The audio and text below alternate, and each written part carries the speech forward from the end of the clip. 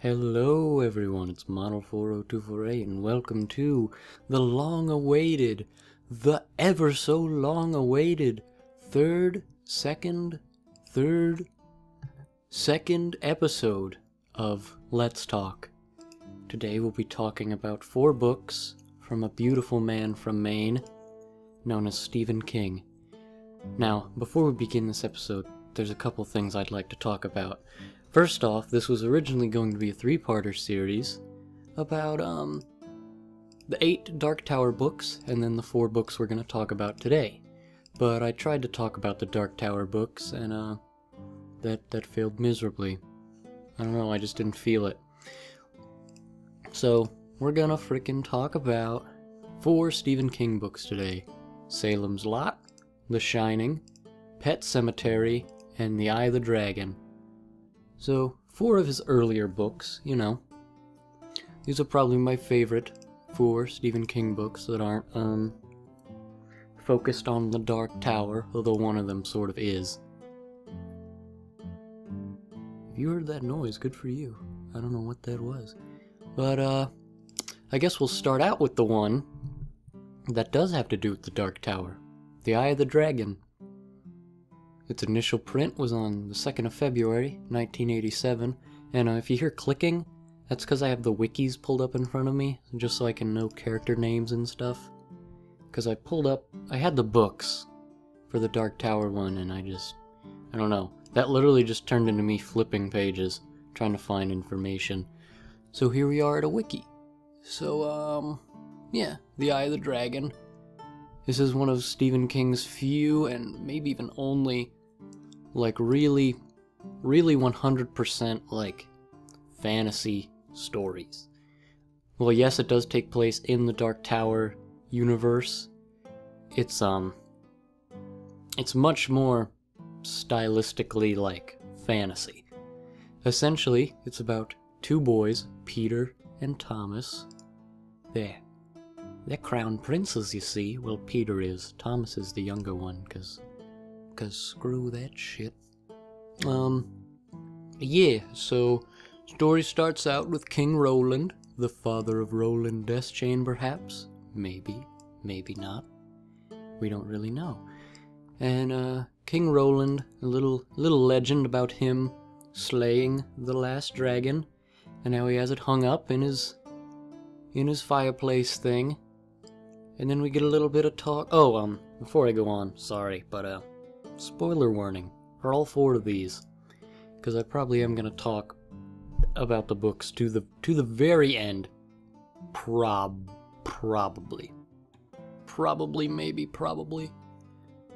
maybe.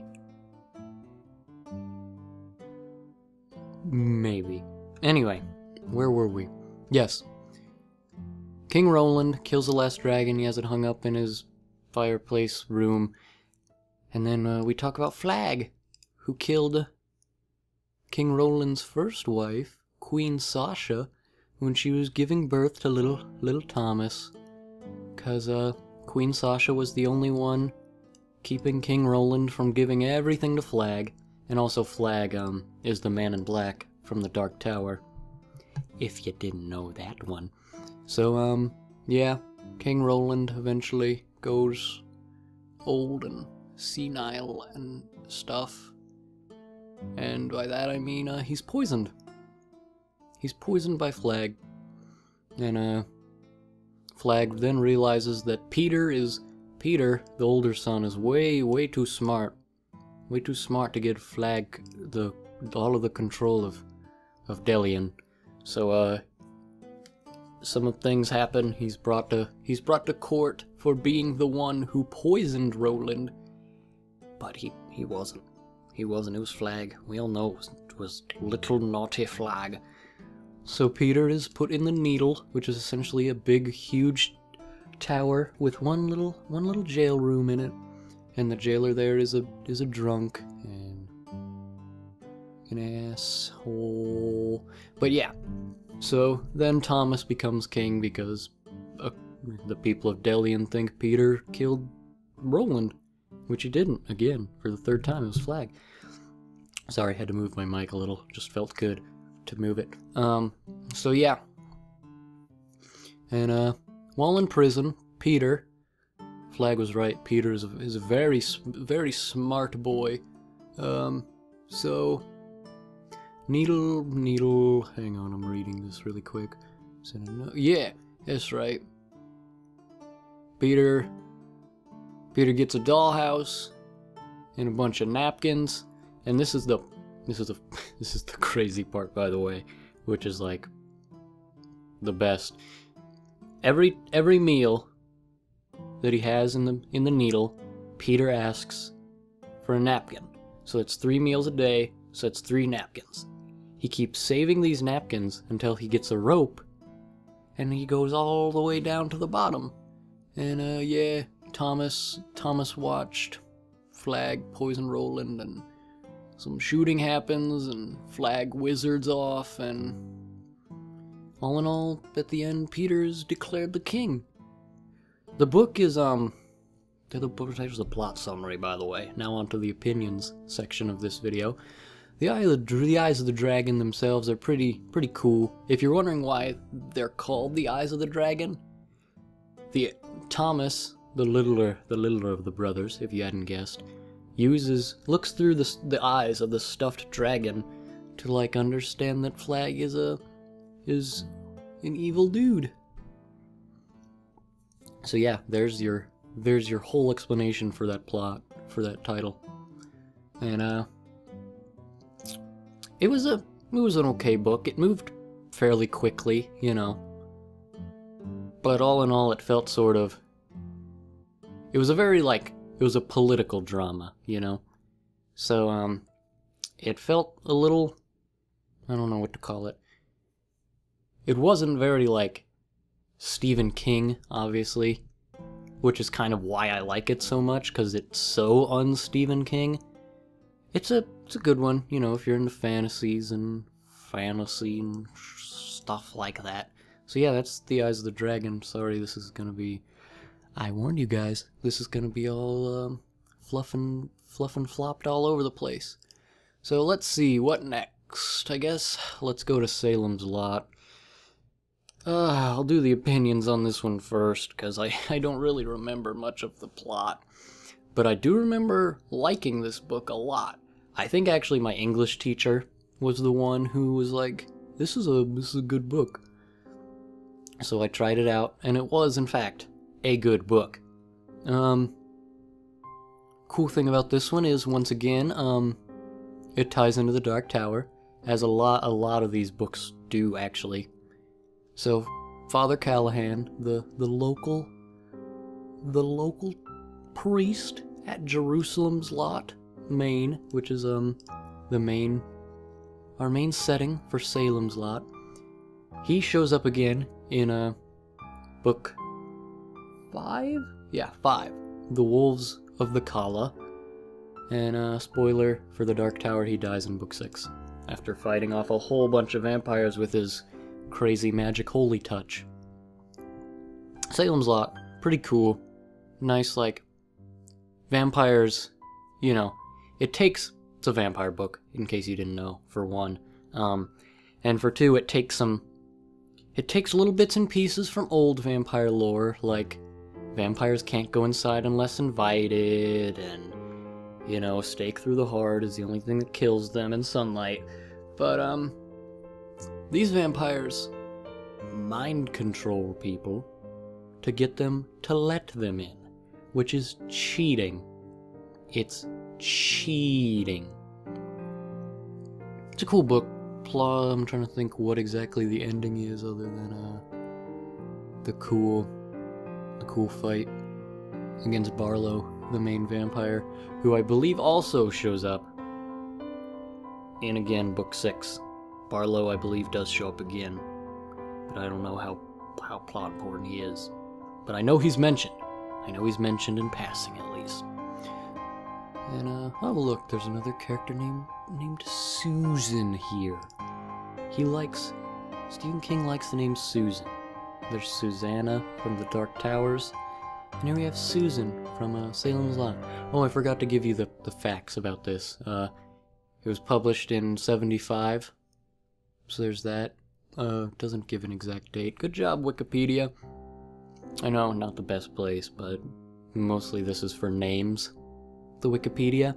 So, yeah, Ben Mears, he's an author, which is like, you know, what a lot of Stephen King main characters are, authors. Because, you know, Stephen King's an author, so he knows how to live it. He knows how to do it. He knows how to slide the tide. But yeah, Ben Mears moves back to his home, his childhood home, Jerusalem Lot, to frickin' get some inspiration for a book. And when he's there, he hears about Kurt Barlow, who buys the house on Salem Lot, which was apparently like haunted back in the day. It's super haunted now, just by the way, super haunted. The first killing, of course, most important killing, is Ralphie and Danny Glick. They become, well, Ralphie disappears, and Danny becomes the first vampire. And Danny starts attacking people. And, yeah, things happen. And then Ben and Susan are almost attacked, I do believe. And then we meet Matt and Jim Cody. Oh yeah, and Mark, who's like the best character in the book. Like he's the one who saves the day, pretty much, if I remember correctly. Mark is essentially a little kid who's really into the Universal monster movies, you know. Creature of the Black Lagoon and other such lagooniness. And though he's really into it, he's, you know, he doesn't believe in any of it. And, yeah, so they hang out and they meet the aforementioned Father Callahan, and they fight vampires, and Susan's done taked by Barlow. And, Callahan gets captured by Barlow. And the best scene in this book, my personal favorite, is when Mark is kidnapped by Barlow, and he's thinking, and he's like, oh, what did Harry Houdini do to get out of this shit? So he tenses all his muscles when Barlow, like, wraps him up in the rope. So that way, when he untenses his muscles, there's wiggle room in the ropes. That's a real Houdini trick for you. That's pretty neat. Yeah, cool book this was. Cool book. Very, like, essential Stephen King reading. And now we get to, the two scariest Stephen King books. Pet Sematary and The Shining. Let's talk about Pet Sematary and leave Shining for last, because it's probably my favorite Stephen King book. So, yeah, Pet Sematary. Yeah, Pet Sematary, that's it. Released 14th of November, 1983.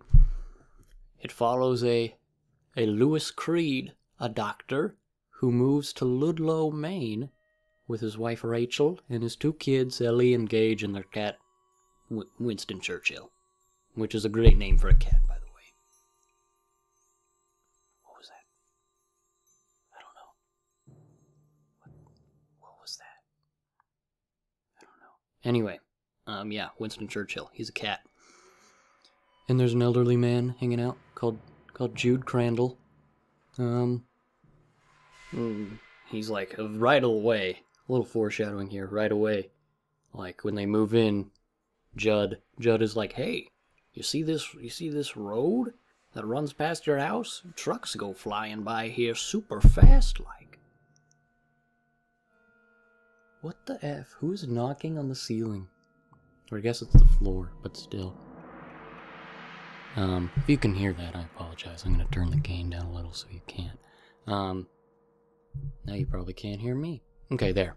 This is probably exactly where we started. I apologize for this.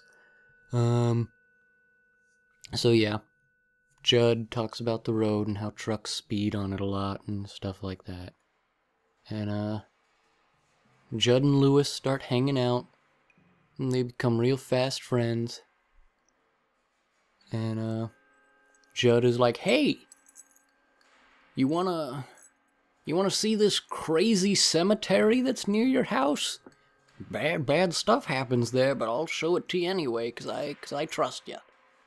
And, he goes, and then Winston Churchill dies, and they're like, hey, let's go bury Winston Churchill back there in that frickin' crazy pet cemetery place, you know?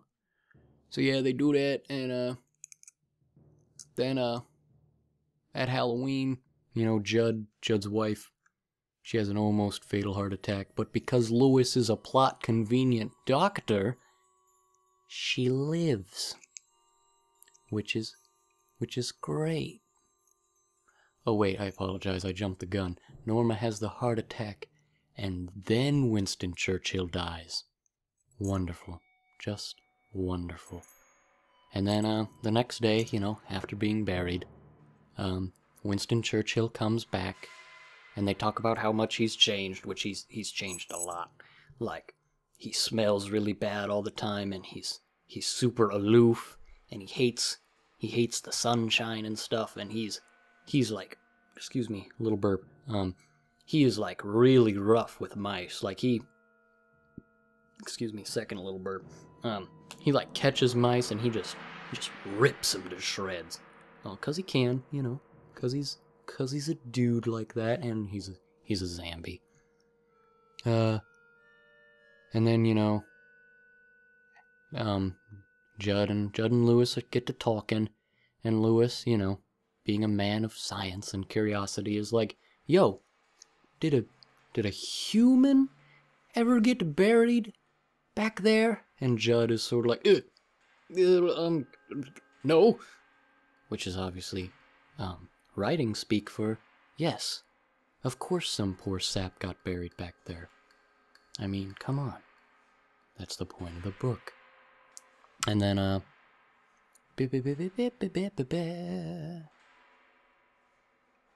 things happen.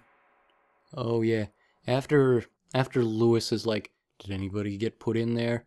We skip ahead for a while, and Gage, he's learned to walk since our little time skip, and he runs right over a speeding truck, and bam, he's dead. He's straight dead.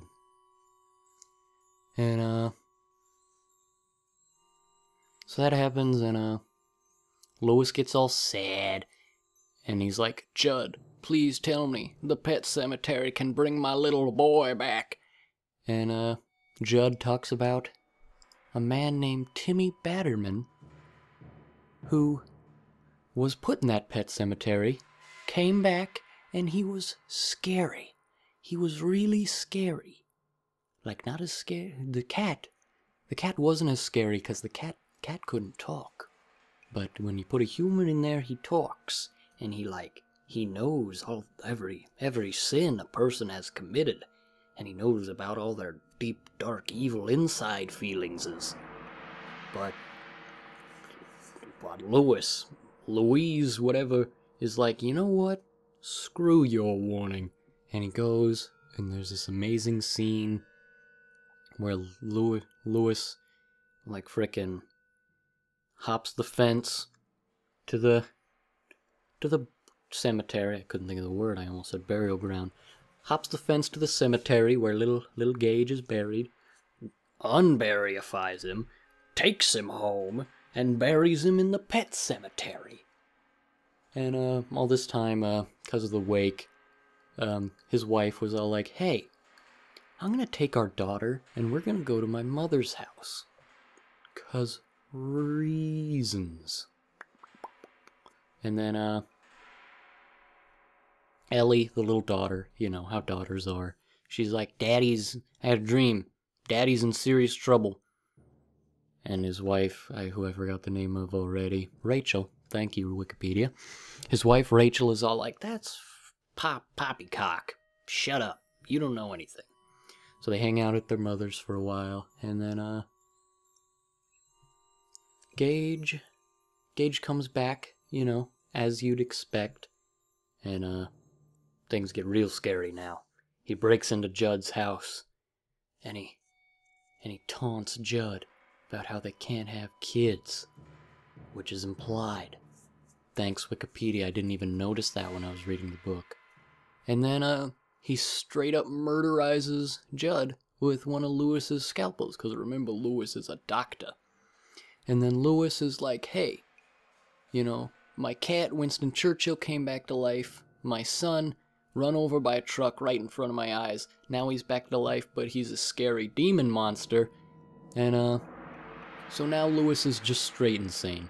He moitorizes Church and Gage with a fatal dose of morphine. I don't know where he got the morphine. I guess, again, doctor things. And because of all this, you know, killing your son after you are the one who brought him back to life, you know, that does things to a man that other things just don't do. So, Lewis burns down Judd's house, and he waited too long with Gage. So, oh yeah, Gage also kills Rachel, and, their daughter. And Lewis, you know, he burns down the house, he takes out Rachel's corpse, and he's all like, I didn't put Gage in the ground fast enough. So he puts Rachel in there, and then he picks her back up, and she's alive again, and she's supposedly evil like everyone else, but we don't know, because that's what Stephen King does. This is cool. This is a cool book. A lot of people, even King, say it's like his scariest book, his most boogie-tastic book.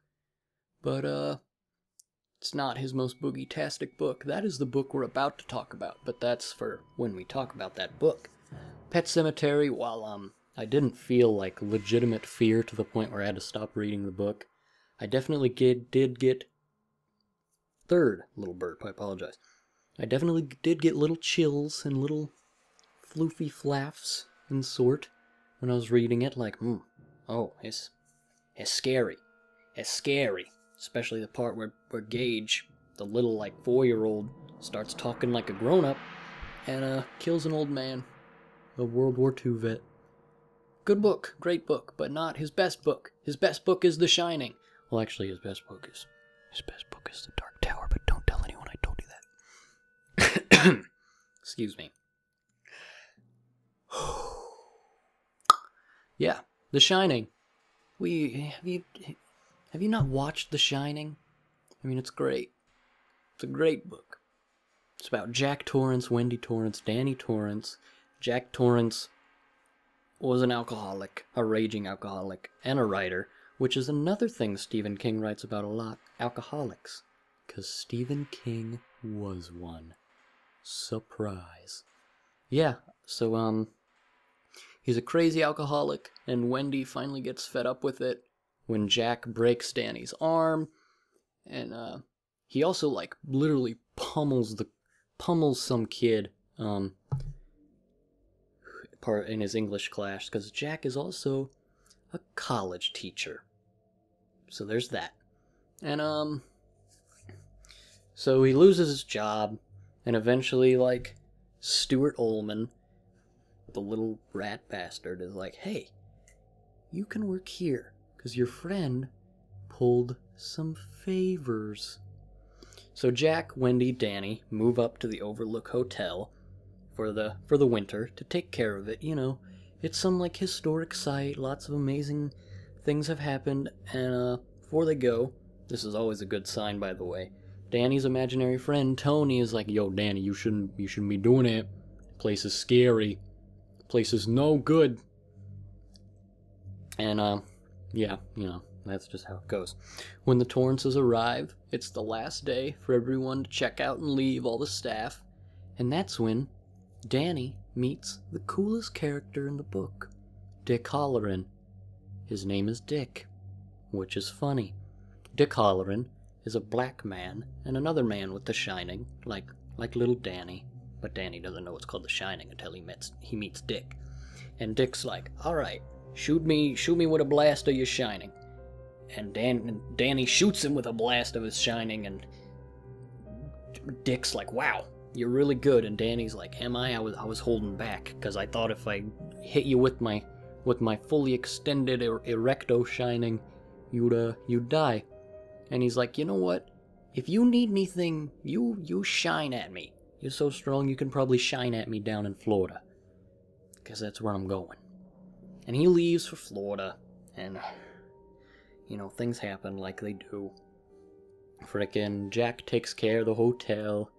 And Wendy is, they're all happy for once, you know? They're all happy.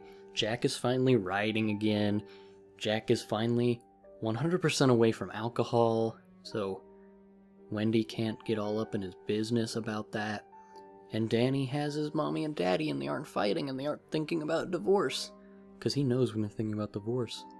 Because of The Shining.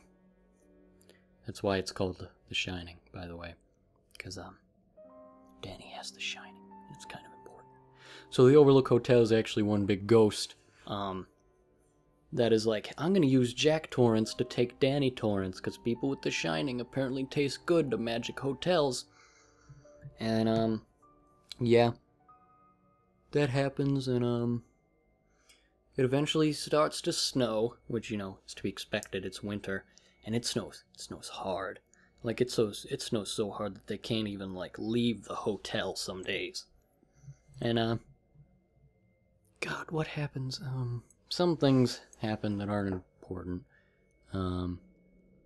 There's a room that, Danny isn't supposed to go in. Room 217. But, of course, Danny being Danny is like, I'll go check out room 217. So he goes into 217. And, he sees this is the scariest part of the book, by the way. Well, what happens next time we go to room 217 is the scariest part of the book. But, Danny goes in there, and it looks normal. Then he goes to the bathtub, right? Goes into the bathtub. And there in the bathtub is this woman. Sorry, fourth burp. I don't know why I'm keeping a burp counter this episode. But, thought we almost had the fifth. There's the fifth. There's this woman. She's obviously corpse, you know, purple skin, purple lips. Her hair is all gross, and she's floating in a bathtub. And Danny's like, that's creepy, but Mr. Holleran told me that the things I see, 'cause of my shining, they're like pictures in a book, they can't hurt me. So of course what happens but bathtub lady stands up, grabs him by the neck, and chokes him. She straight up chokes little Danny. And then Jack, here's the scariest part of the book, later Jack is like, Danny's fibbing. So Jack goes in, right? He goes in with the key. And there's the woman still hanging out in the bath. But Jack has the key this time. Danny left the key in the thing. Because he didn't think anything would happen. So Jack goes up in this, and he's like, okay, there is a lady in the bathtub. And the lady in the bathtub stands up. And he runs. And Jack runs. And he gets in front of the door. And he's like searching through all the keys. And he forgot which key is the right key. And the whole time you hear like this wet, like, footstep noise. And she's getting closer and closer and closer to him. And then, right as he finds the key and puts it in, he feels a wet hand on his neck. And he gets out and he slams the door. Sorry, I shook the stool because I'm getting really into this. He slams the door closed. And the whole time, there's this banging against the door while he's standing out there listening, waiting, ignoring, hoping that the banging will go away. And eventually the banging it goes away. And, yeah. The other really scary part in the book, which things happen, but I'm pretty much at this point just highlighting the super scary scare moments. It's a little nicer of a day. So Danny's like, I'll go play in the playground. And he goes and he's like, hey, it's one of those things. You know when you were in a playground and the playground had like, a little tube that you like crawled through to get to the other end? Well, Danny goes into this tube. And of course the tube's like frozen over. And there's this Danny just gets this feeling that there's this boy in here that's been waiting for some time for a playmate. Some boy who maybe died in here in the past. And the boy like comes out and he just about touches Danny's ankle before Danny gets out. And then another thing which I forgot to mention, there are 4 of those things. What are they called? They're not topiaries. The shrub sculptures. There's a dog, a rabbit, and 2 lions. And when Danny finally daringly escapes from the tube, he notices the bunny is in a different position, and the dog looks like it's on its haunches, growling at him. And the lions are a little closer, and their tails have moved. And he blinks, and they moved a little closer again. And he blinks again, and they moved a little closer. And he blinks a 3rd time, or a 4th time, I lost count, and they move a little closer. And then Danny's like, he's also wearing snowshoes, by the way, because there's a lot of snow. And Danny's like, alright, screw it, Daddy told me never to run with snowshoes, but I don't want to get eaten by shrub lions. So he goes, and he runs, and he falls, and one of the lions is like, and he cuts him, and there's blood on his leg because the lion cut him. But then Jack comes out, and he's like, are you okay? And Danny's like, no, but nothing bad happened, because I can't talk about it, because you don't shine and you don't know. So that was scary, and then Danny's not let outside for a while again because of that, which is just what the Overlook Hotel wanted. Well, actually, the Overlook Hotel wanted to kill him right then and there, but, and Jack is like, this place is really cool, you know? I'm gonna use this as an inspiration for my new book. So he goes down into the basement. Which, another thing, Jack is really only there to, like, keep the boiler in check. Because the boiler, like, as the handyman for the on-season says, the boiler leaks a little. So you gotta, or maybe it's the opposite of leaking, but, like, you gotta let all that steam out. And when he's down there, he realizes there's a whole bunch of, like, records, like, phone records and records of like who's been there and news clippings about the place. Apparently it was a mobster hangout for a while, and then before that there was this crazy masquerade ball which comes into play. And yeah, so more things happen. Jack gets even crazier. He thinks there's alcohol in the bar, which there isn't. The bar is 100% empty. But not to Jack. And this is also where that amazing scene in the movie comes, where he, like, sits down and he's, like, talking to that obviously imaginary barman, and the barman, like, gives him a drink, and he drinks it, and they talk about how much of a bitch Wendy is, and how Wendy and Danny are just, like, trying to fuck him over. Also, another thing, Jack's father was a man with a limp and a cane, and a horrible drunkard as well. And he actually crippled his wife at the dinner table because she didn't pass the mashed potatoes or something. Somebody's running water. We can get that out in post. So yeah. And while he's drinking, he, like, keeps hearing his father's voice telling him that he needs to teach Danny a lesson. That Danny and Wendy need to take their medicine, and they need to understand that Jack, is the man of the house. So he decides, hey, my ghost dad and my fake barman couldn't be lying to me. So he goes, and he does, and he's like, alright, so, I'm gonna have to kill both of you. But they're like, nope, and, eventually, there's also, like, this really old-timey elevator that Wendy's all like, don't use that, it's scary, it'll probably break. And one night they hear, like, sounds of a party going on from the elevator. Also, if you can't tell, I'm really, like, flip-flopping around in this book. If you, like, tried to use this episode as a book report on The Shining, you'd probably get an F. And why are you using a YouTube video for a book report in the first place? But anyway, yeah. They, like, hear party noises, and there's a mask from, like, a masquerade ball just sitting in the unused elevator. And Wendy's like, alright, that's scary, we should The second the weather gets better, we're out. We're Audi 5000. But no, they're not Audi 5000, alright? Wendy's like, Jack, go check that the snowmobile's all good. So Jack goes out there to check that the snowmobile's all good. And the snowmobile is all good.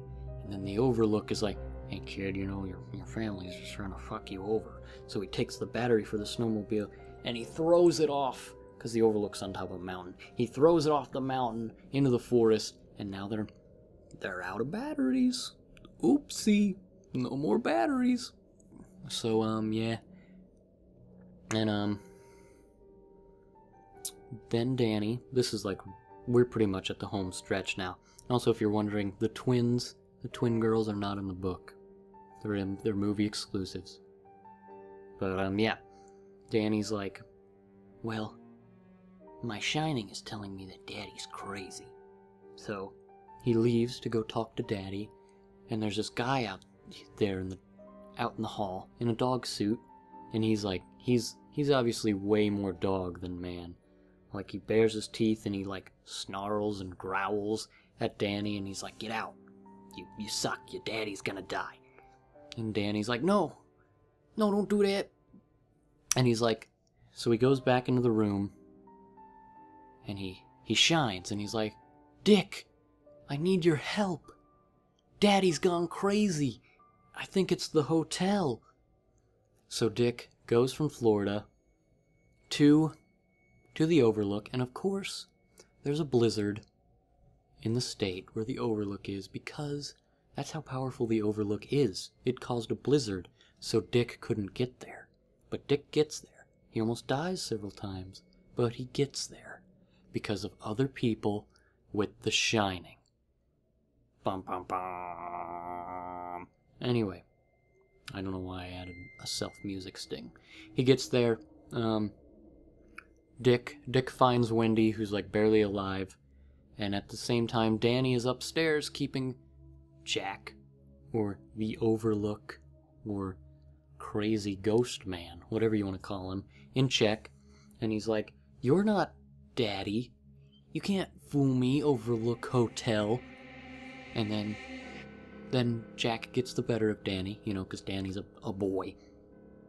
And he's like, you know, you forgot one thing. You forgot the one reason you needed Daddy. Because Daddy keeps the boiler in check. And Jack Ghost Overlook is like, oh no, you're right. And he freaks out and he drops Danny and he tries to run downstairs, but Danny trips him or something like that. I don't know. He was stabbed like several times by Wendy before this. Like way too many times. He should have been crippled. He was stabbed in the spine like twice, and then once in like the calf.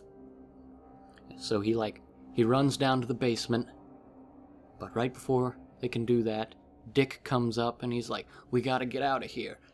And Danny's like, but Mommy don't got no gloves. So he goes up to the room, gets gloves, he wastes time.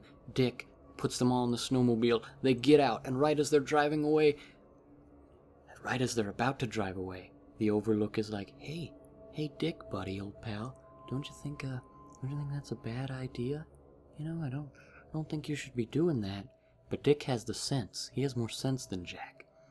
And they drive down the mountain, and right as they're leaving, the Overlook fucking explodes, and it's awesome. And then there's a little prologue where they're like hanging out in Florida with Dick, because, you know, Jack died. And Danny's grown up to be a nice young boy, even though he had a horrible traumatic childhood experience. So yeah, The Shining, masterpiece. And yes, I do realize this episode was mostly me talking about The Shining, and then putting bits and pieces of The Eyes of the Dragon, Salem's Lot, and Pet Sematary in here as well, but I don't care, because I got to talk about The Shining, and I finally, dropped my mouse, I finally made the third/second/third again episode. If you liked this video, thank you.